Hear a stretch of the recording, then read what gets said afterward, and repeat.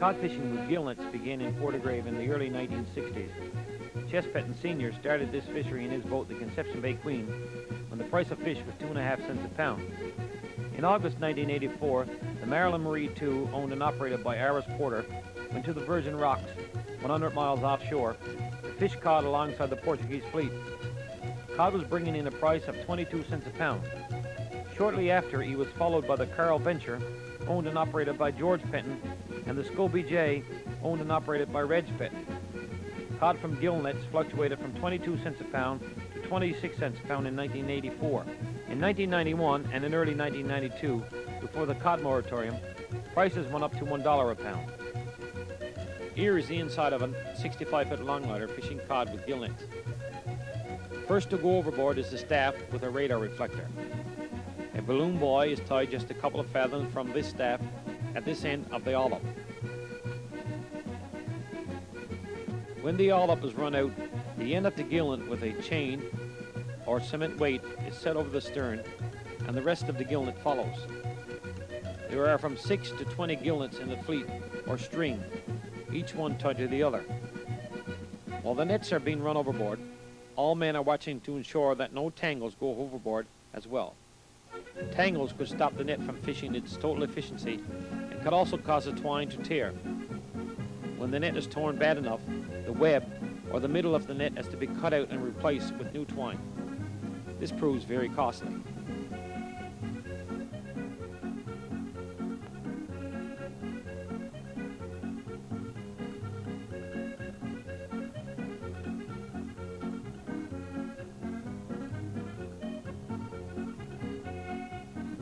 Under the watchful eyes of a good crew, costs can be kept down to a minimum, and the net will last a lot longer before repair work has to be carried out. The skipper and the crew don't want to be fishing with nets that are in tatters and only fishing a small percentage of its capabilities.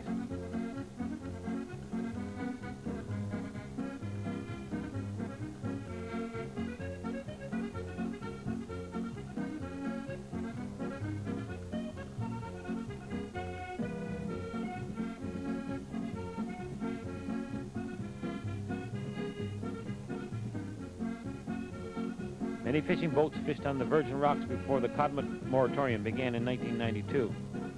Some came from as far away as Port Saunders on the Great Northern Peninsula.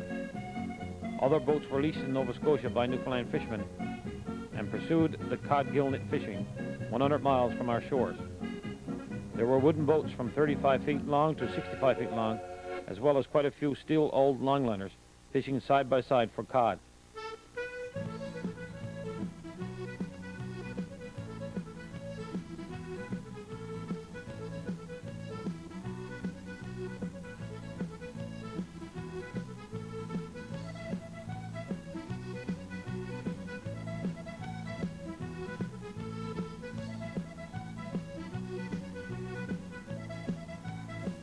Many boats fished on the Virgin Rocks before the moratorium began in 1992.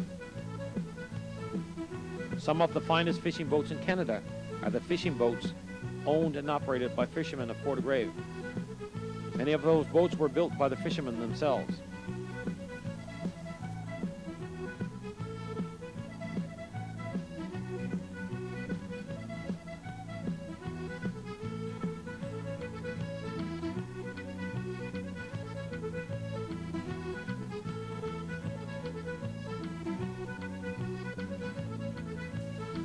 When the nets are being hauled back aboard, everyone is kept busy. Usually 2 men haul the net back to the stern from the hauler. If there is a lot of fish, some may be left in the net for those men to pick out. The man taking the net directly from the net hauler also controls the speed with which the net comes aboard.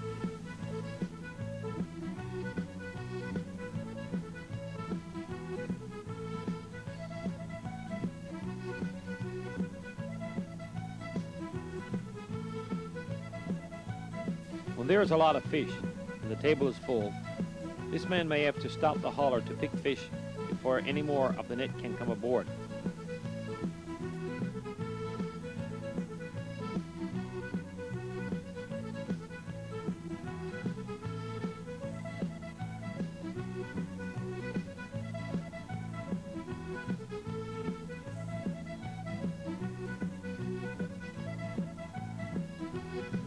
Looking down in the water, fish are hanging in the net like clothes on a clothesline.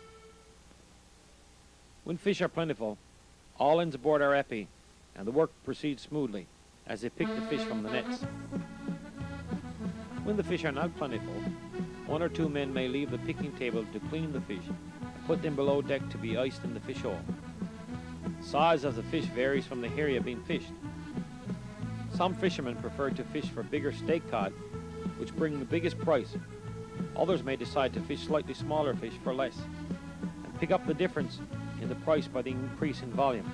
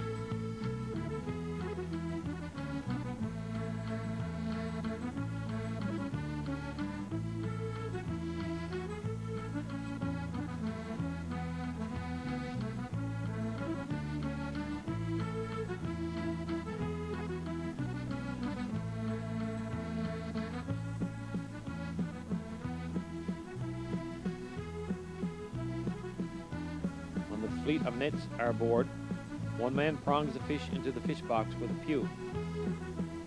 This is a long-handled fork with just 1 prong or tine attached to the handle.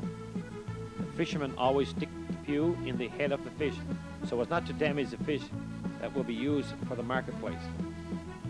When the fish box is full, all the crew helps out with the cutting, gutting, cleaning, and icing the fish below.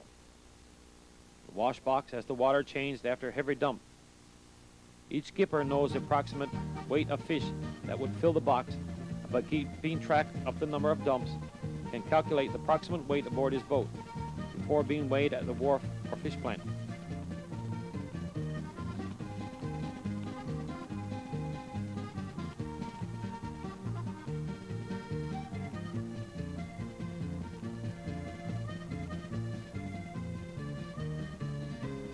The size of the boat usually dictates the size of the wash box. Always the hagdowns and noddies are standing by, waiting for their meal of offal, and are very vocal about the choice parts or the speed at which they receive their food.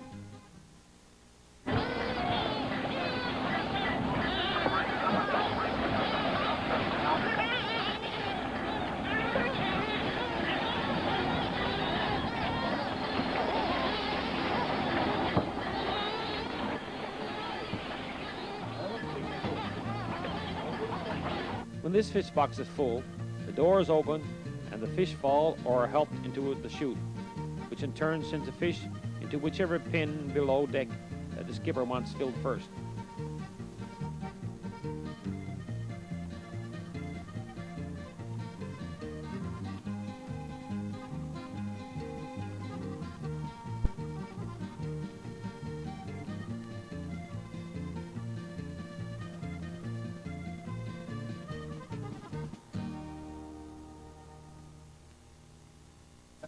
Whales often play around the fishing boats and sometimes put off quite a show for the fishermen.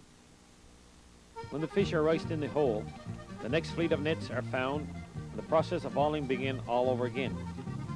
The man standing by the side of the boat with a long handled gaff picks up any fish that may fall out of the net. The men in the net box continue to haul nets back while others clean the fish at the table. Fishing often takes place in the nighttime as well as in daylight.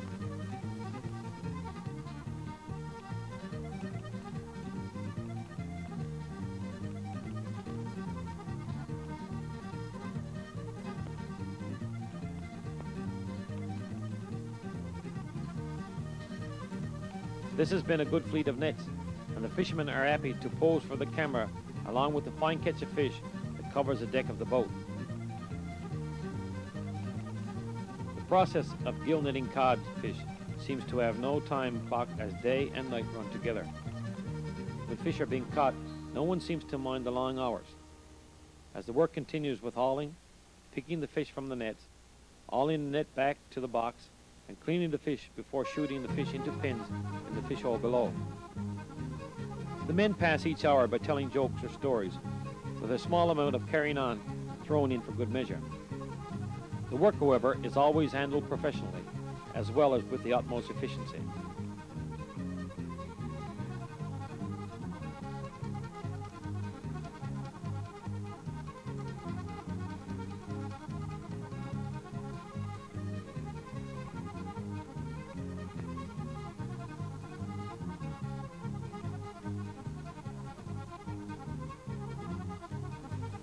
Those fish, after leaving the wash box, are sent by chute to the fish hole, where they'll be iced in for the trip back to port. To keep the fish in the best possible condition, the man in the fish hole will first put down a layer of ice. On this layer of ice, he will put down a layer of fish, then another layer of ice, and so on until the fish pin is filled.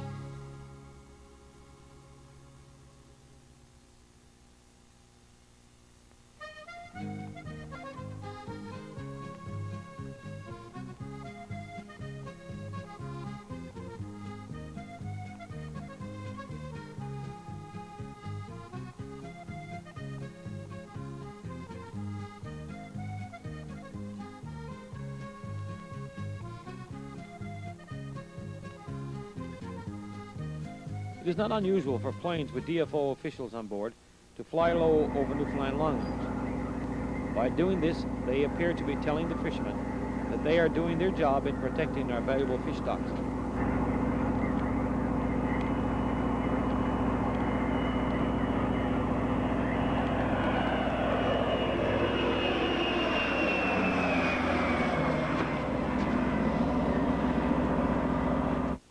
We are told that they sometimes check the foreign fleet that fish inside the Canadian 200-mile economic zone with their joint factory freezer ships in much the same way and for the same reason. Those nets are being run overboard to fish for a few hours before being hauled in the morning. If the weather is stormy, however, the crew might not have to go on deck to haul nets. When this happens, the boat is headed into the wind with just enough speed to keep the boat from moving too far from the gear, while the boat and the crew ride out the storm and the fishing trip can be continued.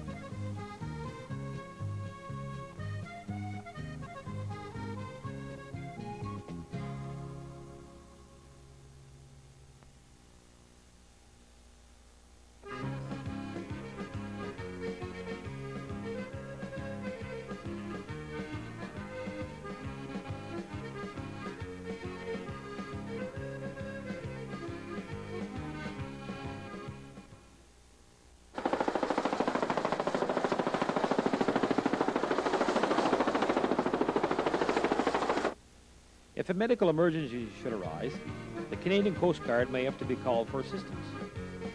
When this happens, a Coast Guard member is lowered to the longliner from a helicopter. After checking the situation, he coordinates the airlift of the patient before he is pulled aboard by way of a line attached to a winch, and the helicopter heads to the nearest hospital.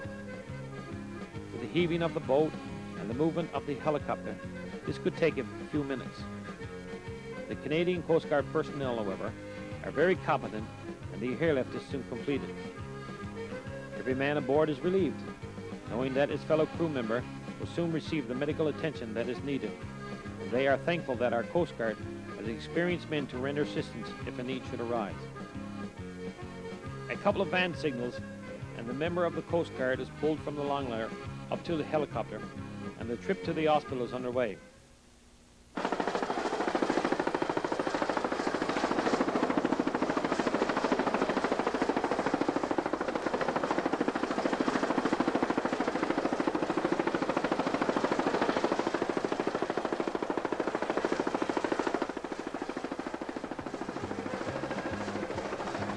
Many Portagrave longliners are fitted out with all the comforts of home, from the electric fridge, propane or electric 4-burner stove and oven, to the oak cabinets with sink and microwave.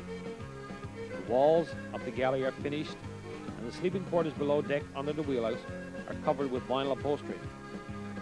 Each man has his own bunk, private compartment for clothes, books, etc.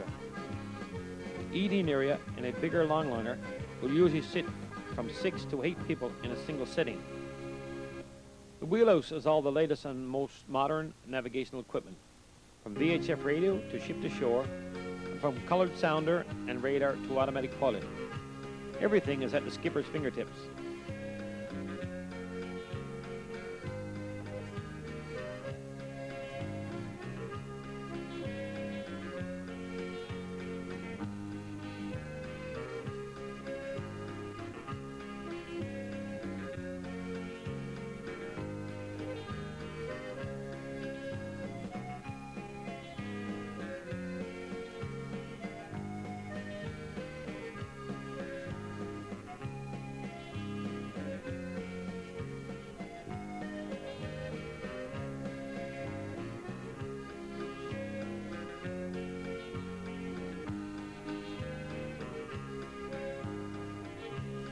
On the trip back to port, everyone has plenty of time to relax. Some fish are taken home where they are split and salted for personal use during the winter months. The head of the fish is taken off, the sound bone is removed and put aside for stewing or salting for later use.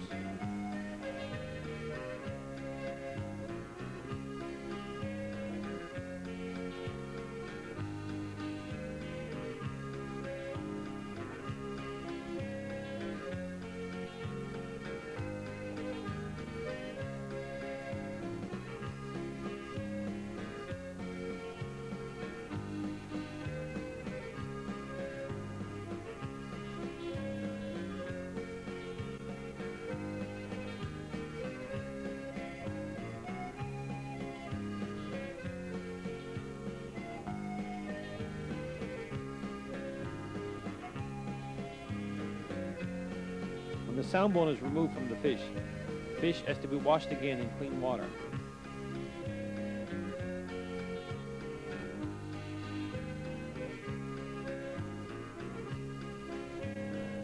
Children learn at a very early age that the best fish is a clean fish that has been properly cared for.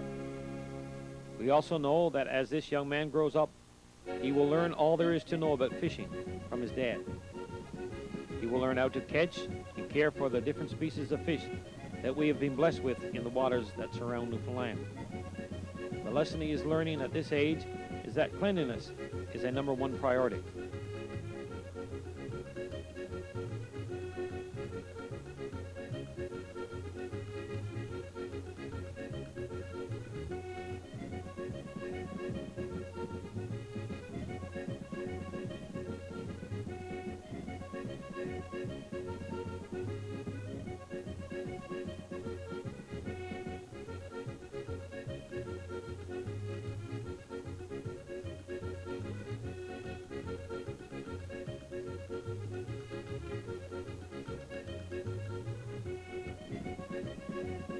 Take notice that the heads of the cod are also utilized.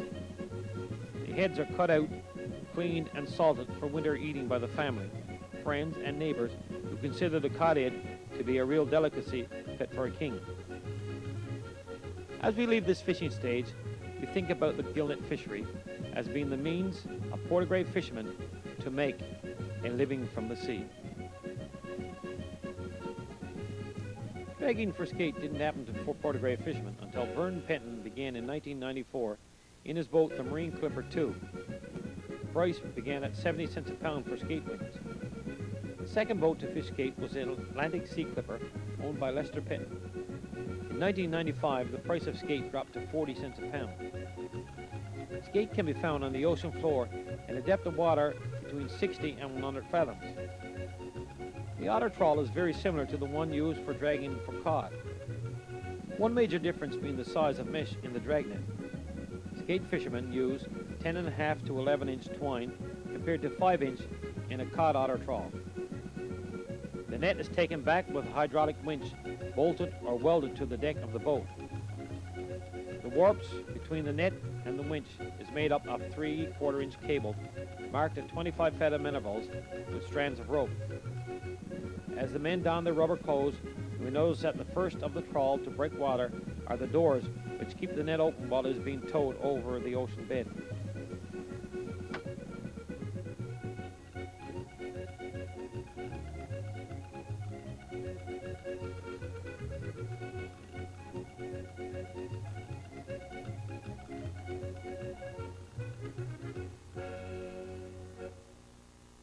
When they are winched to the hay frame of the boat, they are secured with chains until the trawl is ready to fish again.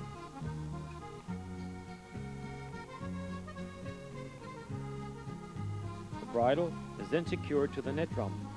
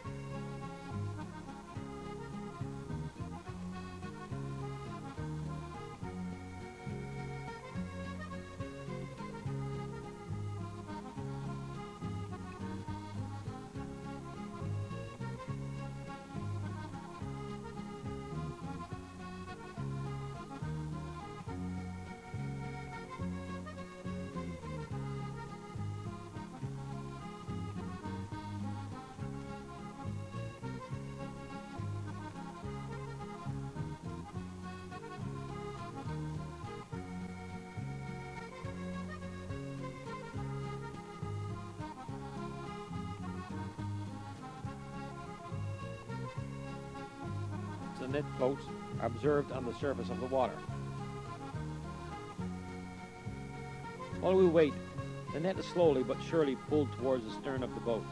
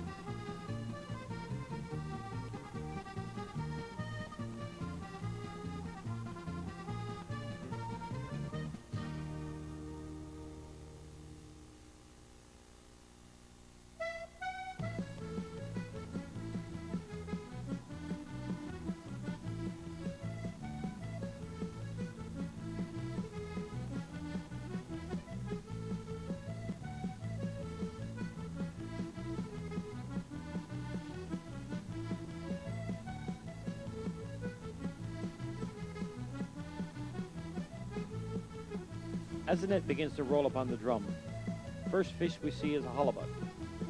It It is meshed into twine by the mouth of the net. Due to the size of mesh in this net, bycatch while fishing skate is usually a small number of halibut, mixed with a small amount of monkfish and spiny crab. The rope on the right-hand side of your screen is called a dicky line. It in turn is secured to the choker and is used to haul the cod in to the boat.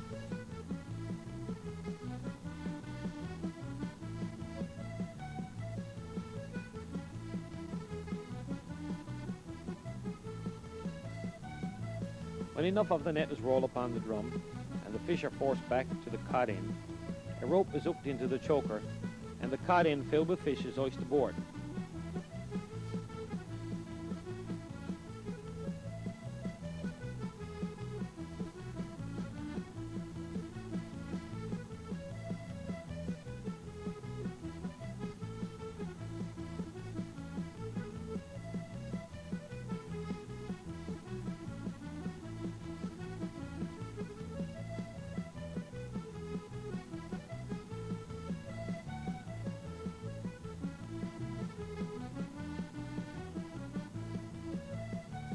The wedge is usually tied to the boat with a rope and pulled free up the cod end as the boat rolls.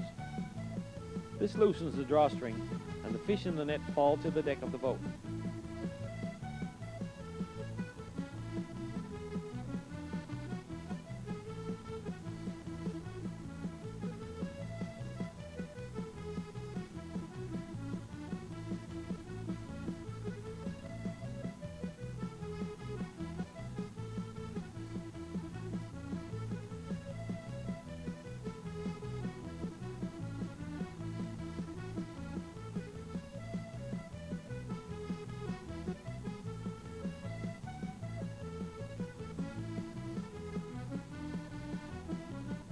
The wedge is then driven back and the cod end is put back in the water. A good thrust ahead with the boat and more fish are forced back to the cod end, and the process is repeated until the net is empty.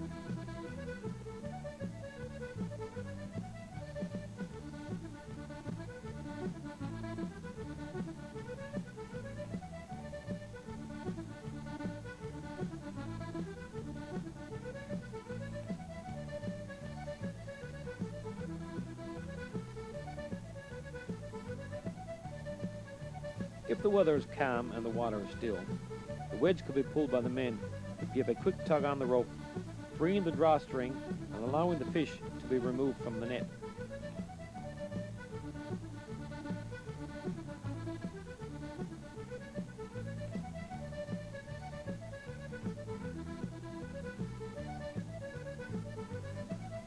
This halibut bycatch will soon be cleaned and put below in the fish hole, where it will be covered with ice.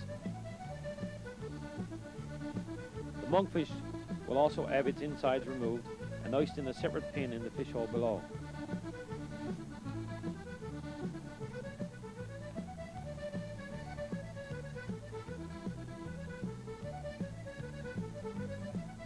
Other bycatch, like the spiny crab, are immediately dropped back into the ocean. The only part of the skate that is markable is the wings or sides of the fish. Therefore, the fishermen are careful not to stick the tine of the pew into the wings, but only in the head or body. As the net is being lowered back into the water to continue its fishing, two of the men watch to ensure that it sets properly, while the remainder of the crew prepare to clear away the catch already on board. One man fills the fish box with skate. Others start the process of cutting the wings from the bodies and washing them before shooting them into the fish hole to be iced in. The easiest and most cost-efficient way for a fisherman to clear away skate while aboard the boat is to use a piece of 2x4 secured to the boat in an upright position. A nail is driven through the 2x4 at the height comfortable for the crew member, and the skate is then hung on the nail. fisherman holds a skate wing in one end and cuts that wing from the body with a knife. This wing is thrown into the watch box, and the other wing is cut from the body in the same way. The body is then thrown overboard, and the process continues until all the skate are cleared away.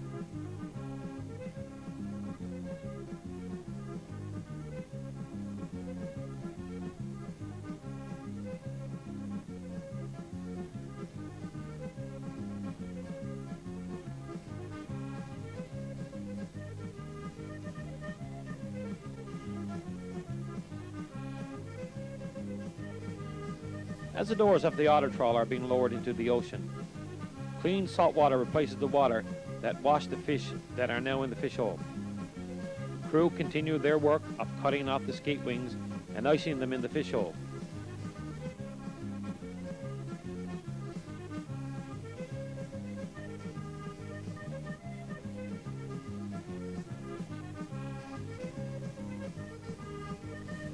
The next tow is finished after 2 or 3 hours, and the net is again hauled from the ocean floor to the boat where it will be emptied. We take notice to the short ends of rope that has been attached to the bottom of the net to act as a scrubber, to save wear and tear on the net twine. The rope has had such a rough time being all over the bottom that each strand of rope is separated from each other. It is, however, still doing the job it was put there for. The twine has no breaks and no noticeable excess wear. As the net is put back in the water to fish yet again, we take notice of the performance of the crew in cutting the wings from those fish and icing them in the hole below.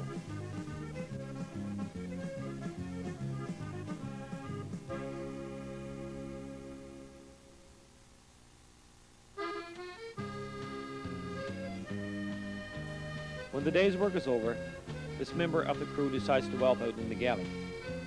He makes up a plate of hors d'oeuvres while waiting for the cook to finish taking care of the main meal.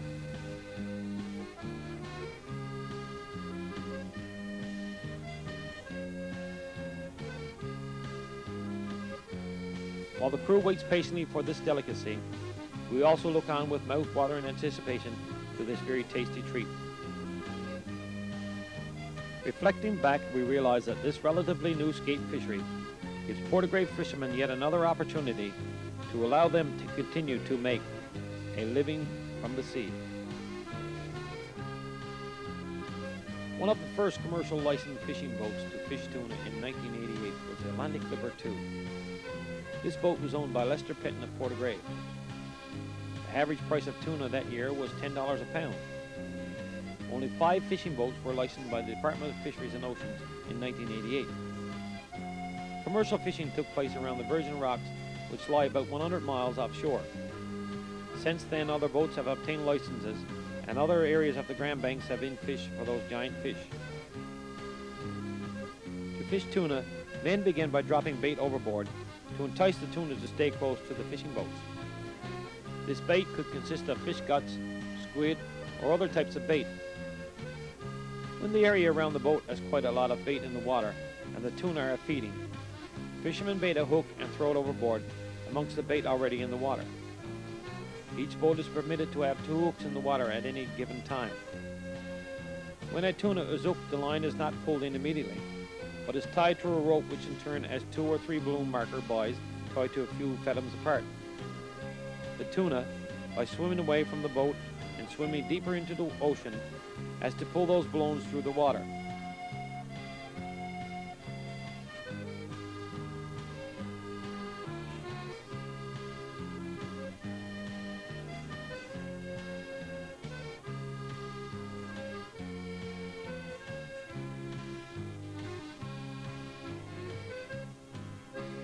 It is soon tired, and the fishermen pull the tuna towards the boat by pulling the rope left on board. If the tuna is not sufficiently fatigued, the could again swim away from the boat, taking the rope back into the water, along with the marker boys, in its bid for freedom. Reeling in a tuna is not unlike reeling in a salmon, except for the difference in size and weight.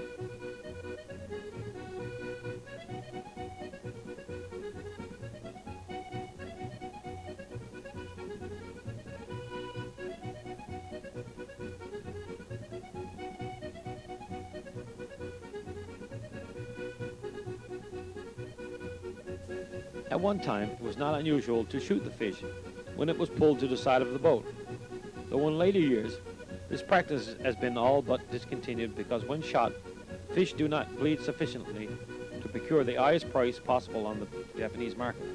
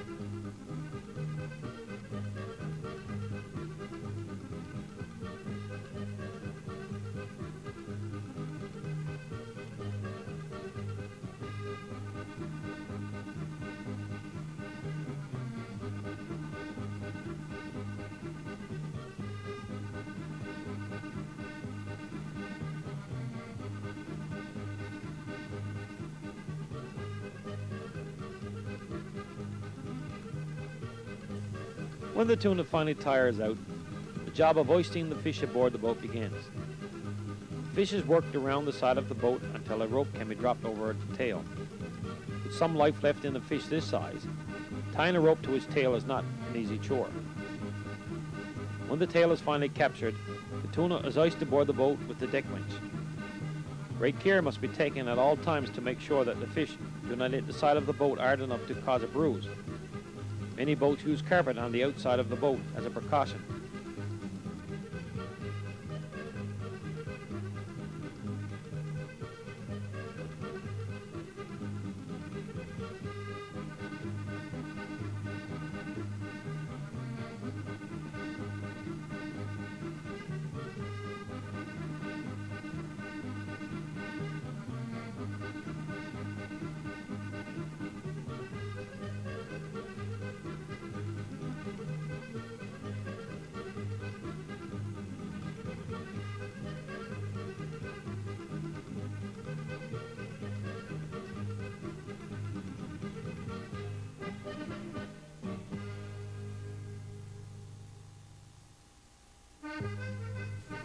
When the fish is on board, dress down begins immediately. As soon as the first tuna is iced in the fish hole, the process of catching a tuna and taking it aboard the boat is repeated.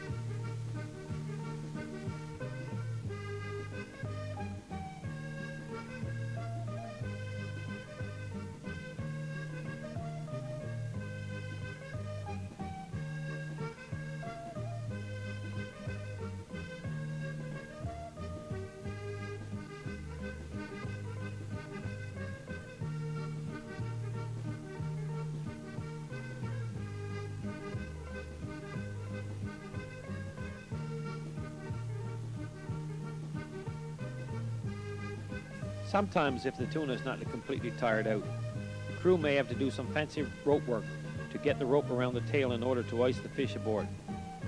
Perseverance, however, pays off and the tail is secured with the rope attached to the deck winch.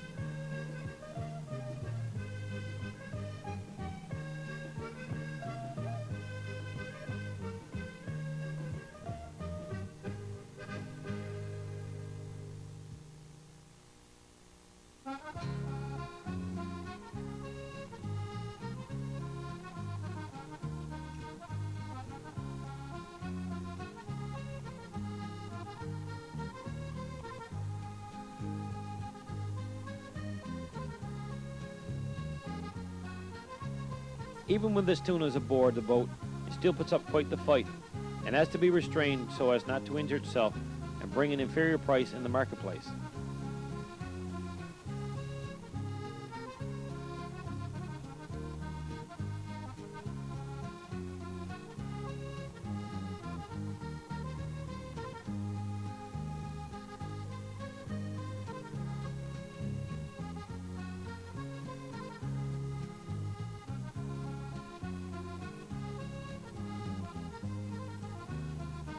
In dressing down a tuna, the first thing is to properly bleed the fish.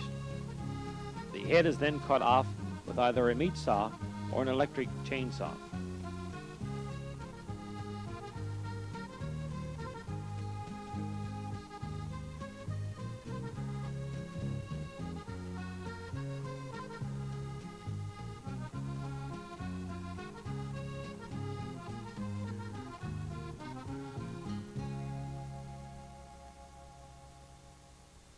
The insides are carefully removed so as not to mark the fish. The fisherman designated to do this task does this job with the greatest of speed and proficiency, knowing that the fish has to be washed, cooled, and iced below as quickly as possible.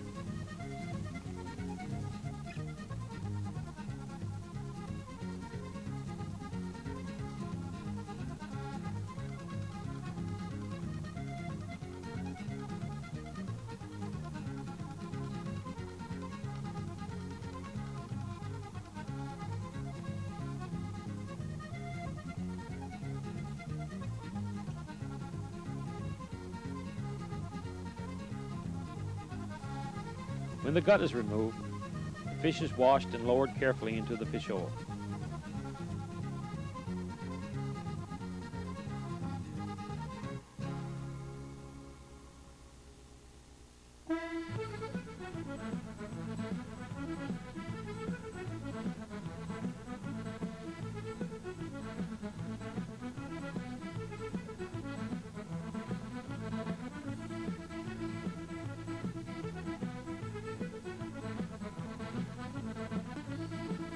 When the fish is in place in the fish hole, chunks of ice are packed into the stomach cavity.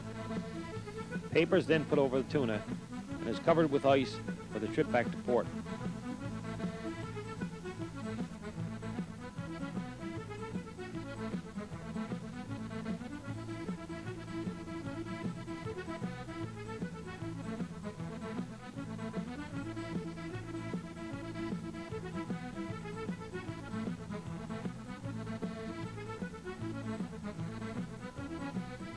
Once back in port, the tail is again hooked onto the deck winch and the tuna is carefully iced from the boat.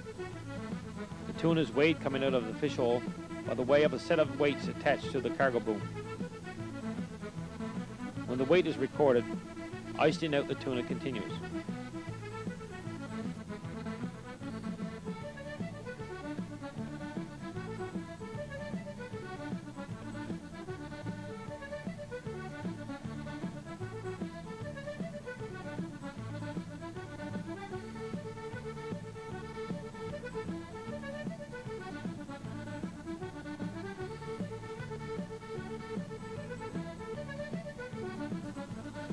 Men on the wharf prepare for the tuna as it leaves the boat.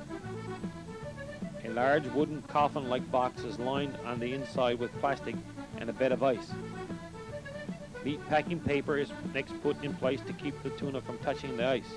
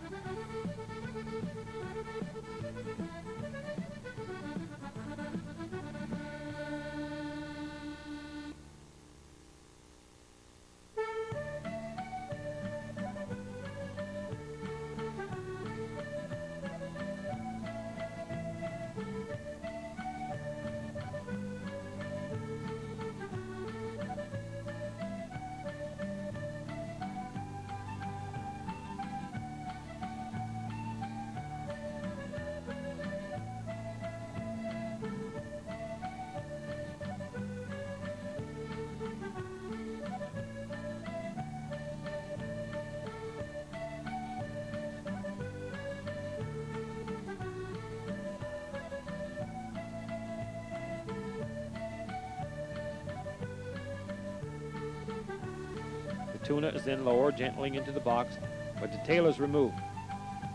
The weight of the tail is then deducted from the overall weight of the fish.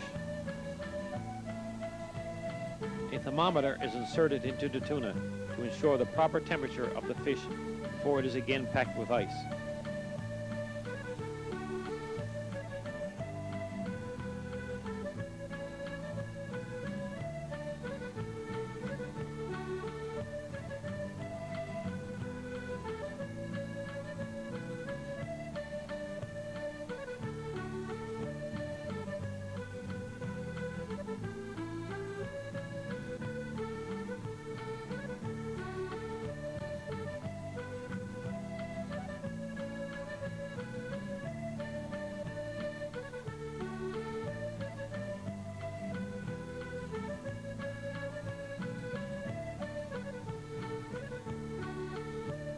When the tuna is packed in its container and the wrapping and icing is completed, the cover of the tuna box is nailed down. The box is then marked and the package is loaded onto a truck for its trip to the airport and from there to Japan. Those tuna are being handled slightly different.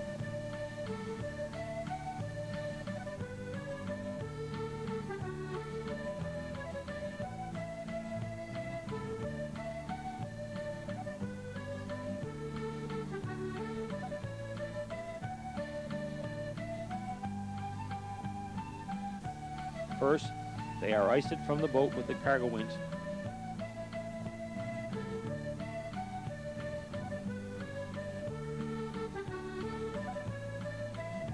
And are carefully placed on wooden pallets where the tail is cut off.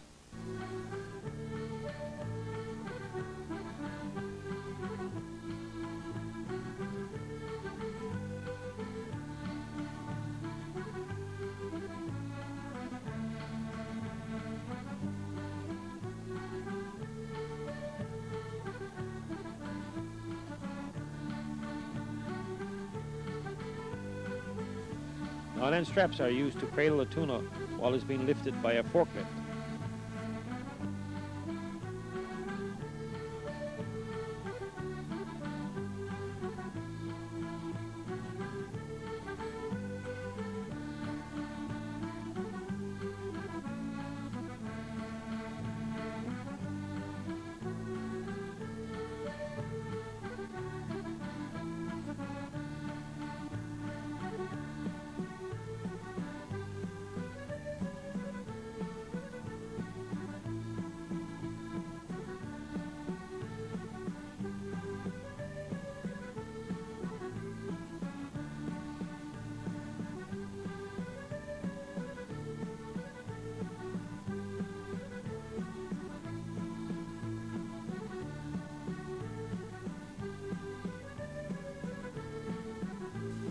Forklift takes the tuna to the wooden tuna box, where it is lowered into this box.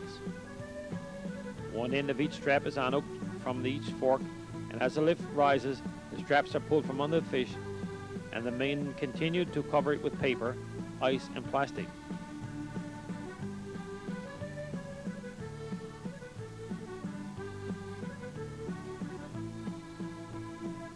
Whichever side the tuna rests on after it is lifted from the water is the side that is iced aboard the boat. It is also this side that the tuna will be on for its transportation to Japan. It stays on this side until it is auctioned at Tsukiji Market in Tokyo. As we look on in wonder at those giant fish being prepared for their trip to Japan, we make note that from capelin to crab, from scallop to swordfish, tuna has become one more fishery to help Portuguese fishermen to make a living from the sea. Redfish, like cod and skate, are fished with otter trawl. The first Portuguese longliner to fish this species was the Atlantic Commander, owned by Wayne Morgan. It fished off Cape Anguille in 1993 with a price of 15 cents a pound. The highest price paid for redfish was 37 cents a pound in 1995. 1996 saw a drop in price to 30 cents a pound. The colored sounder shows the ocean bottom at a depth of 140 fathoms. The white line just above the red line shows that there are fish under the boat. The red line is the ocean bottom. Other boats are fishing off Cape Anguille for redfish as well. With the drag or tow finished, the trawl has now been taken back. Redfish are in the net to the stern of the boat and appears almost like a haystack or a balloon due to the buoyancy of this species of fish.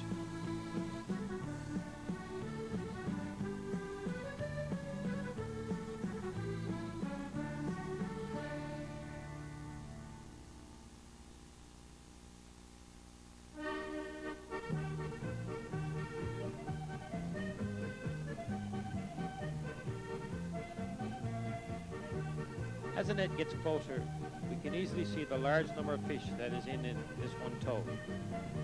The dicky line will soon be used to winch the cod in to the boat, where the net will be emptied and the fish will be put in the fish hole below.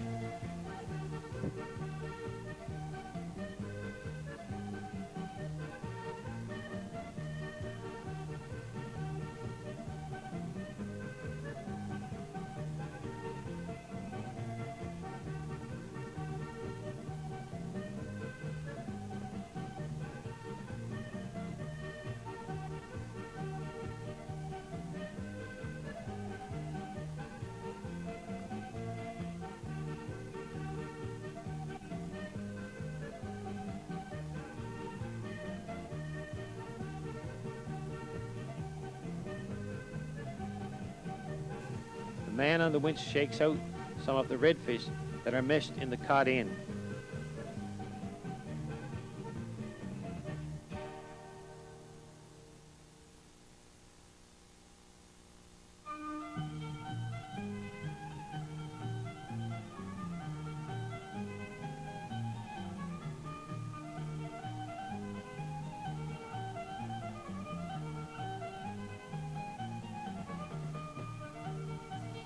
The deck is soon filled with fish. As soon as the net is once again fishing and the fish on the deck have been put down in the fish hole, the men enjoy a hearty meal and get a short break while waiting for the next tow to finish.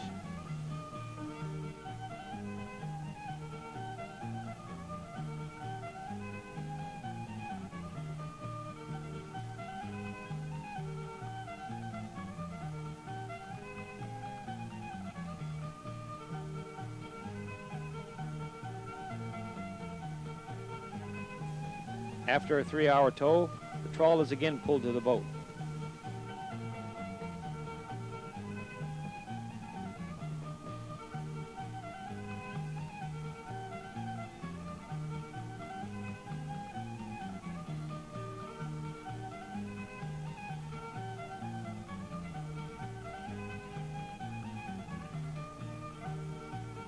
Again, it is hard to believe that so many fish can be caught in such a short time.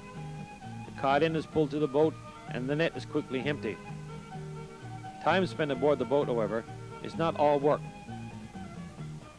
This owner and captain of the Atlantic Commander, Wayne Morgan, passes downtime due to bad weather with a song or two while waiting for the storm to abate. In her eyes there was moonlight, and a rose in her hair. In my arms there was no one, so I put her there. On her lips was a promise, my heart was a prayer. When I finally went home with the scent of the rose in her hair. On her face there was beauty,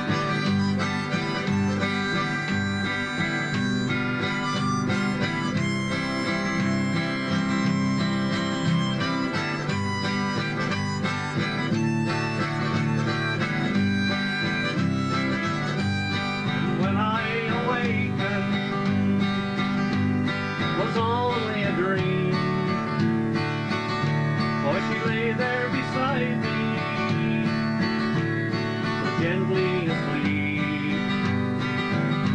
I kissed her in slumber, I whispered a prayer, and peacefully went back to sleep with the scent of the rose in her hair. As I kissed her in slumber, I whispered a prayer, and peacefully went back to sleep with the scent of the rose in her hair.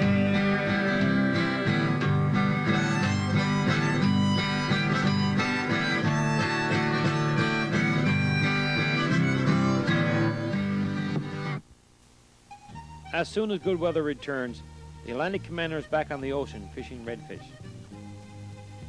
Seagulls follow the boat for any offal that may be thrown overboard as bycatch are cleared away.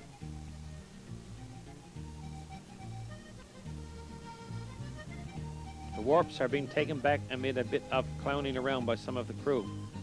Everyone is happy to be back on the water fishing. Although the color of the fish is red, we can see the green at the end of this strip.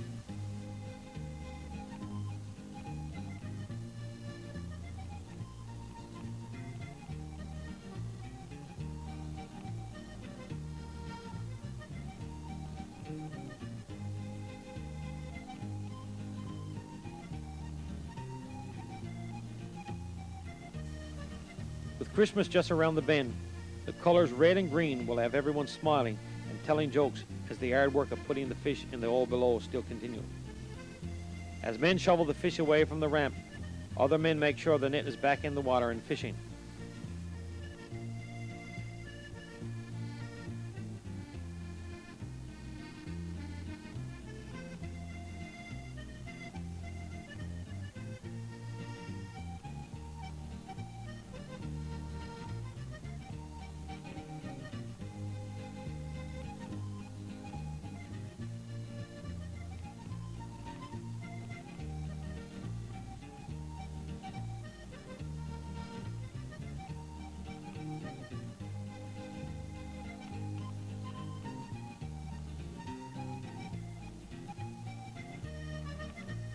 By the time those thousands of pounds of fish are shoveled to the manhole and settled away in the fish hole below, it is time for the next tow to come aboard.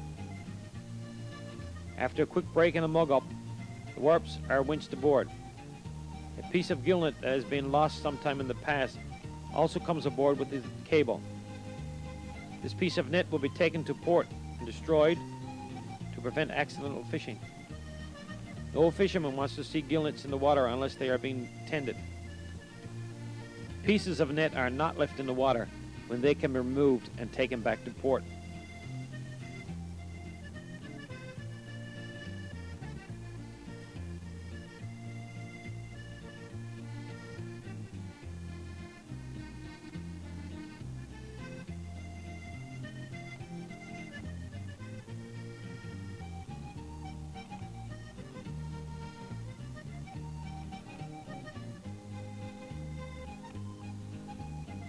Soon, the net breaking water beyond the boat is pulled in with the dicky line.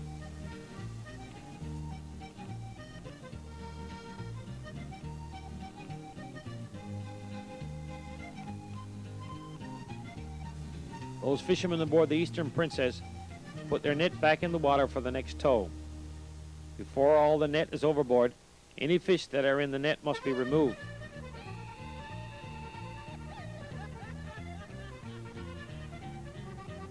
This man is using a pew for picking fish from the slackened twine as it runs overboard.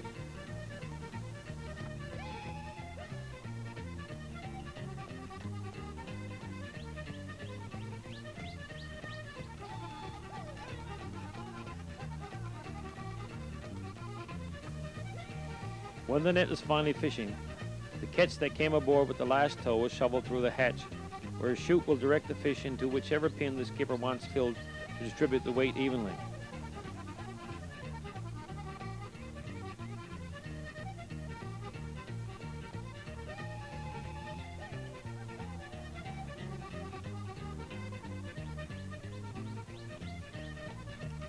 Those redfish will soon be joining the others in the fish hole below.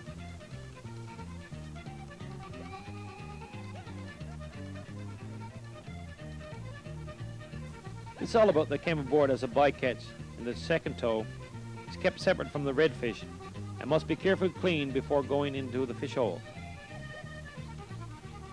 Those redfish are again shoveled to the chute and to the pens below as quickly as possible to be iced in to keep them fresh for market. Redfish can be fished either in daylight or at night. In nighttime, however, they tend to move upward in the water, while in the daytime they spend their time closer to the bottom. Thus, the occasional bycatch of halibut, cod, and monkfish.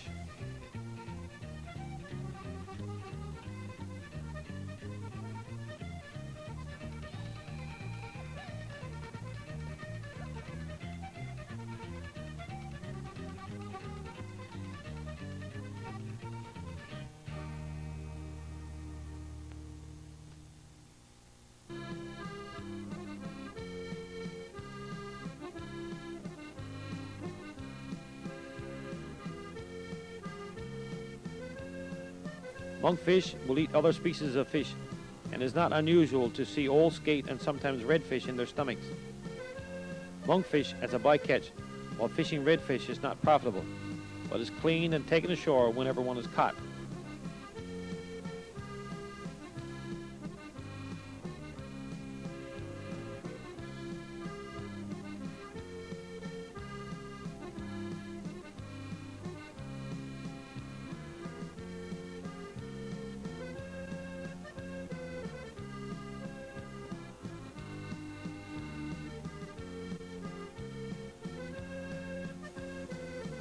This fish, however, could be very profitable and is soon picked from the catch and separated to be carefully cleaned and iced below.